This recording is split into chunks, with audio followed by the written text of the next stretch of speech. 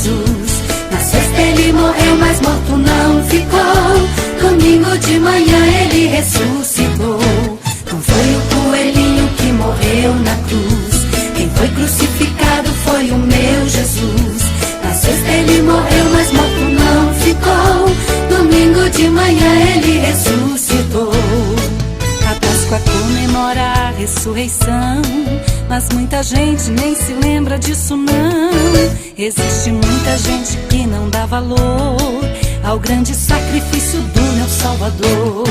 A Páscoa comemora a ressurreição, mas muita gente nem se lembra disso não. Existe muita gente que não dá valor ao grande sacrifício do meu Salvador. Não foi o coelhinho que morreu na cruz. Quem foi crucificado foi o meu Jesus. Na sexta ele morreu, mas morto não ficou. Domingo de manhã ele ressuscitou. Não foi o coelhinho que morreu na cruz.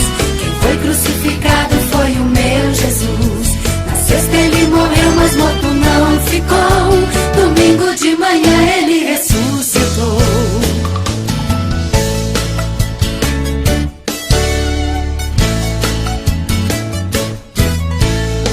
A Páscoa comemora a ressurreição, mas muita gente nem se lembra disso não. Existe muita gente que não dá valor ao grande sacrifício do meu Salvador. A Páscoa comemora a ressurreição, mas muita gente nem se lembra disso não. Existe muita gente que não dá valor ao grande sacrifício do meu Salvador.